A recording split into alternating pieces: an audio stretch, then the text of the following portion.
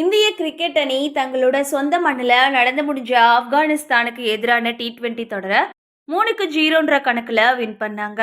அதனால உலகத்திலேயே அதிக ஒயிட் வாஷ் T20 தொடர்களை வின் பண்ணின அணி அப்படின்ற பாகிஸ்தானோட சாதனையை தகர்த்த இந்தியா புதிய உலக சாதனையை படிச்சது ரசிகர்களை மகிழ்ச்சி அடைய வச்சிருக்கு.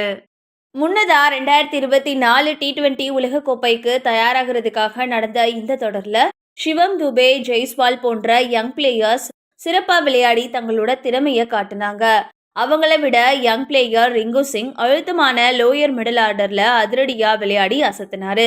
குறிப்பா பெங்களூர்ல நடந்த கடைசி போட்டியில 4 விக்கெட்ஸுக்கு 22 ரன்ஸ் அப்படின்னு தடுமாறினப்போ ரோஹித்தோட ஜோடி சேர்ந்த அவரு 190 ரன்ஸ் பார்ட்னர்ஷிப் அமைச்சு இந்தியா 212 ரன்ஸ் எடுக்க உதவுனாரு.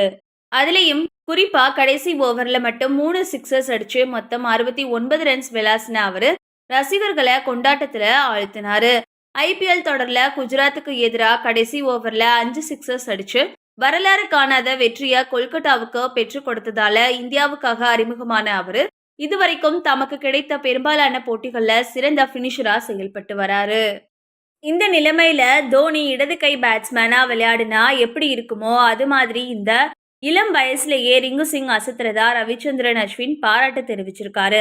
இது பத்தி தன்னோட யூடியூப் பக்கத்துல அவர் என்ன பேசியிருக்காருன்னா, அவரை நான் இடது கை தோனி அப்படின்னு அழைப்பேன்.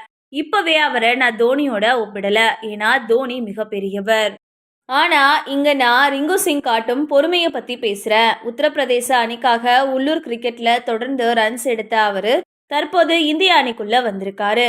கொல்கட்டா அணில பல வருஷங்களா இருந்த அவரு வாய்ப்பு கிடைக்காவிட்டாலும் வலைப்பயிற்சியில மற்ற பேட்ஸ்மேன்ஸ் அடிக்கிற பந்துகளை ஓடி போய் எடுத்து பவுலர்ஸ் கிட்ட கொடுப்பார் அப்படின்னு கேள்விப்பட்டிருக்கேன். அந்த வகையில கொல்கட்டா அணில நீண்ட காலம் இருந்த அவரு உத்தரப்பிரதேச அணிக்காக கடினமான உழைப்பை போட்டாரு. தற்போது இந்திய அணியை கடினமான சூழ்நிலைகள்ல வெற்றிகரமா பினிஷிங் செய்து மீட்டெடுக்க முடியும் அப்படின்றத அவர் காட்டுறாரு. அணி ஃபர்ஸ்ட் பேட்டிங் செஞ்சாலும் இல்லனா சேசிங் செஞ்சாலும் அவரோட அமைதி குலைவதே இல்ல.